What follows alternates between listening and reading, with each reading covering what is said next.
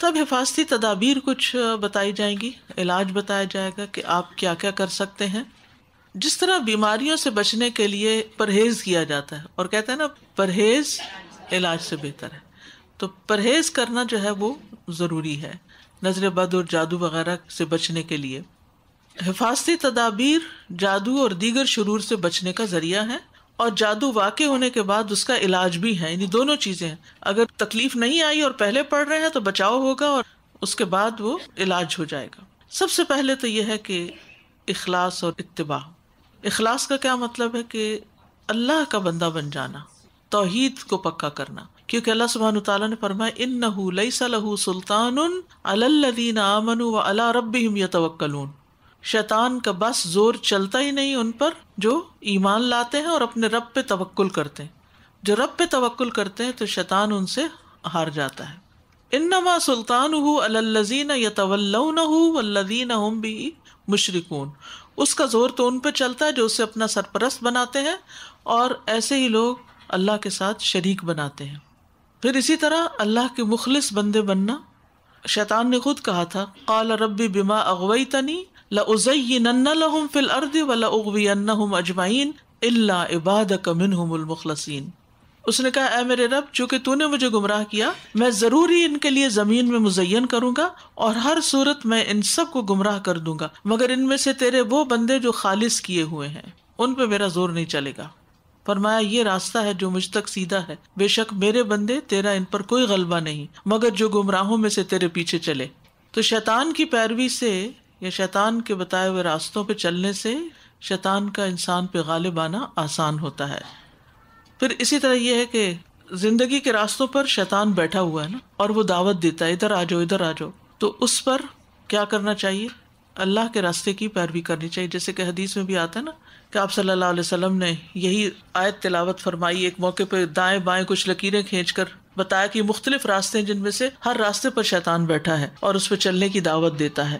کوئی بھی کام آپ کرنے لگتے ہیں تو اس میں دونوں ہی چیزیں ہوتی ہیں، اچھا راستہ اور اچھا طریقہ بھی ہوتا ہے اور برا راستہ اور برا طریقہ بھی ہوتا ہے. تو بہرحال پھر آپ صلی اللہ علیہ وسلم نے آیت تلاوت فرمائی یہ میرا سیدھا راستہ ہے، سو اس کی پیروی کرو اور دوسرے راستوں کے پیچھے نہ پڑو ورنہ تم اللہ کے راستے سے بھٹک جاؤ گے. توحید کے ذریعے اندر کی طہارت ہوتی ہے، دل کی، یعنی شرک سے پاک ہو جاتا ہے. شرک گندگی یا نجاست ہے. اور پھر ظاہری طہارت. گندگی اور نجاست بہت بڑا رول پلے کرتے ہیں شیطانوں کو دعوت دینے کے لیے. کسی بھی گھر میں شیطانوں کا مسکن ٹوائلٹ کے اندر ہوتا ہے. گندگی پسند کرتے ہیں. تو اگر ان سے بچنا ہے تو پاک صاف رہنے کی عادت ڈالیے نجاستوں سے، اور بچوں کو بھی پاک صاف رکھیے. اب آپ دیکھیے کہ حال کیا ہو گیا ہے. ایک نیپی لگتی ہے اور اس میں وہ پتہ نہیں کتنی بار پیشاب کرتے ہیں اور وہ نجاست ان کے ساتھ لگی ہی رہتی ہے. بعض اوقات پوٹی بھی کر دیتے ہیں اور مائیں اپنے کاموں میں لگی رہتی ہیں یا ہوتی نہیں ہے اور وہ گندگی میں لتھڑے رہتے ہیں. ایک تو ان کو صاف رہنے کی عادت ہی نہیں ہوتی. بڑے بڑے بچے ہو جاتے ہیں ٹوائلٹ ٹرین نہیں ہوتے. یہ ماؤں کا کتنا بڑا ظلم ہے بچوں کے اوپر نا، کہ اپنی سہولت کے لیے انہوں نے بچوں کی زندگیاں خراب کر دی. پھر جو ہی بڑے ہوتے ہیں تو وہ ماں باپ کی بات نہیں مانتے، تو پھر اس پہ وہ ناراض ہوتے ہیں کہ بچے بات نہیں سنتے. ہم نے بچوں کی کیا خدمت کی، ان کو گندگیوں میں پالا اور مسلسل گندگی میں رکھا، تو بچپن سے ہی انہیں شیطانوں کے گھیرے میں دے دیا. یعنی ان کا ٹوائلٹ ان کے ساتھ ہی لگا ہوا ہے. تو ٹھیک ہے، میں نہیں کہتی کہ آپ نیپی اتار دیں یا نیپی کے بغیر ہی سب کچھ چلے گا، لیکن اس کو بھی مینٹین کریں، سارا وقت نہ لگائیں. بچے کو کھلا رکھ کر بھی اسے ٹوائلٹ ٹرین کرنے کی رسپانسبلٹی لیں. صرف اپنے آرام کو نہ دیکھیں اور صرف موبائل کے ساتھ ہی نہ کھیلتے رہیں، بچے کے ساتھ بھی کھیلنا سیکھیں. تو طہارت اور صفائی جو ہے یہ شیطانوں کو بھگاتی ہے اور گندگی شیطانوں کو لاتی ہے. تو جادو کے اثر سے بھی بچنے کے لیے بہت ضروری ہے کہ انسان اپنے آپ کو پاک صاف رکھے.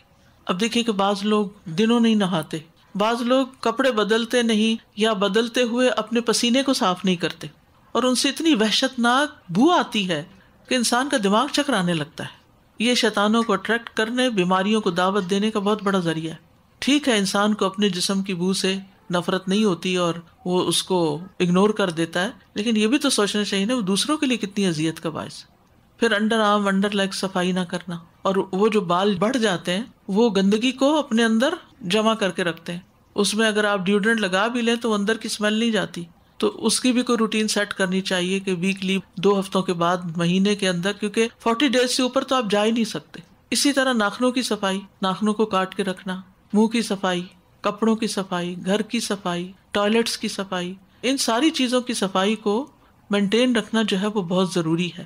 پھر اسی طرح آپ دیکھیے کہ نبی صلی اللہ علیہ وسلم نے ایک موقع پہ فرمایا کہ شیطان تم میں سے ہر آدمی کی گردن پر جب وہ سو جاتا ہے 3 گرہیں لگاتا ہے، ہر ایک گرہ پر پھونک مارتا ہے کہ ابھی رات بڑی لمبی ہے، وہ سو جاتا ہے، تو جب وہ بیدار ہوتا ہے اور اللہ کا ذکر کرتا ہے، اٹھتے ہی کیا پڑھتا ہے آنکھیں ملتے ہوئے، الحمدللہ الذی احیانا بعد ما اماتنا والیہ النشور، تو ایک گرہ کھل جاتی، وضو کرتا ہے دوسری کھل جاتی، نماز پڑھتا ہے ساری گرہیں کھل جاتی، شیطان کے بندھن سے آزاد ہو جاتا ہے۔ اور یہ ہر رات ہوتا ہے، ہر رات ہوتا ہے کہ یہ گرہیں لگتی ہیں۔ تو اب جو لوگ نماز ہی نہیں پڑھتے، صبح اٹھ کے وضو ہی نہیں کرتے، تو پھر کتنی گرہوں کا شکار ہو جائیں گے، کیسے کیسے شیطان جکڑیں گے ان کو، کس طرح۔ پھر صحیح بخاری کی ایک روایت میں ناک جھاڑنے کے متعلق آتی، فرمایا جب کوئی نیند سے بیدار ہو اور وضو کرے تو 3 مرتبہ ناک میں پانی ڈال کر جھاڑے، کیونکہ شیطان اس کی ناک کے بانسے میں رات گزارتا ہے۔ ناک کو اندر سے خوب اچھی طرح انسان صاف کرے۔ تیسری چیز ہے عبادات کی پابندی، کیونکہ اللہ سبحانہ تعالیٰ نے بے وجہ ہی 5 نمازیں فرض نہیں کی، اس کا مقصد ہے، رمضان کے روزوں کا کچھ مقصد ہے، قرآن کی تلاوت کا کچھ مقصد ہے، اذکار کا کچھ مقصد ہے۔ حدیث میں آتا ہے نبی صلی اللہ علیہ وسلم نے ابن عباس سے فرمایا تھا، احفظ اللہ یحفظک، احفظ اللہ تجدہ تجاہک، اللہ کی حفاظت کرو یعنی اللہ کے احکامات کی حفاظت کرو، اللہ تمہاری حفاظت کرے گا۔ اللہ کی حفاظت کرو تم اسے اپنے سامنے پاؤ گے۔ تو اللہ تعالیٰ کے احکامات کی حفاظت کیا ہے؟ اس کے حکم ماننا، نماز پڑھنا، جس فرض کو ادا کرنے کا اس نے حکم دیا ہے اس کو ادا کرنا۔ نبی صلی اللہ علیہ وسلم نے فرمایا جان بوجھ کر فرض نماز مت چھوڑا کرو، اس لیے کہ جو شخص جان بوجھ کے چھوڑ دیتا ہے اس سے اللہ کی ذمہ داری ختم ہو جاتی ہے، وہ اپنے آپ کو خود پیش کر دیتا ہے پھر مسائل کے لیے۔ خصوصاً فجر کی نماز، آپ صلی اللہ علیہ وسلم نے فرمایا جس آدمی نے صبح کی نماز پڑھی وہ اللہ عز و جل کی ذمہ داری میں ہے کہ اللہ اس کی حفاظت کرے۔ پھر اشراق پڑھنا، نبی صلی اللہ علیہ وسلم فرماتے ہیں، اللہ عز و جل فرماتے ہیں کہ اے ابن آدم تو دن کے پہلے حصے میں میری رضا کے لیے 4 رکعتیں پڑھ لیا کر، میں دن کے آخری حصے تک تیری کفایت کروں گا، یعنی تیرے سارے کام کروں گا۔ 4 رکعتیں اس وقت کی، میں سمجھتی ہوں کہ وہ بہت رش کا وقت ہوتا ہے، اور بچوں کو تیار، خصوصاً جن کے چھوٹے بچے ہوتے ہیں یا ڈیوٹی پہ جانے والے گھر کے لوگ ہوتے ہیں، ان کے لیے ناشتہ تیار کرنا، لنچ تیار کرنا، بہت سی چیزیں چل رہی ہوتی ہیں۔ لیکن انسان اگر دیکھے تو 6-7 منٹ ہی لگتے ہیں، چلے زیادہ زیادہ 8 منٹ، 2 منٹ میں 1 رکعت، تو 4 منٹ میں 2 رکعتیں کر کے 8 سے 10 سے تو اوپر لگتے ہی نہیں۔ تو اگر انسان اپنے اٹھنے کی روٹین کو 10 منٹ پہلے کر لے، مثلا اگر آپ 5:30 اٹھتے ہیں تو 5:20 اٹھ جائیں، وہ 10 منٹ رکھ لیں اس کام کے لیے، کیونکہ آپ نے روز دیکھا ہوگا، غور کیا ہوگا، یعنی ایک روٹین میں جب چلتے ہیں تو مخصوص اوقات پر آپ کے کام ختم ہو رہے ہوتے ہیں، اس وقت دیکھتے ہیں یہ کام ختم ہو گیا، گھڑی پہ دیکھتے ہیں تو وہی ٹائم ہو رہا ہوتا ہے، تو وہ 10 منٹ آپ نکال لیں ان 4 رکعتوں کے لیے، وہ ہر روز کے لیے آپ کے لیے کافی ہو جائیں گے۔ چاشت ہوتا ہے ذرا لیٹ پڑھنا، دھوپ چڑھ جائے تو، ہوتی ایک ہی نماز ہے، اول وقت پڑھیں گے یعنی سورج نکلنے کے 15-20 منٹ بعد پڑھیں گے تو وہ اشراق ہوگی، اور اگر آپ ذرا تاخیر سے پڑھیں گے تو وہ چاشت ہوگی۔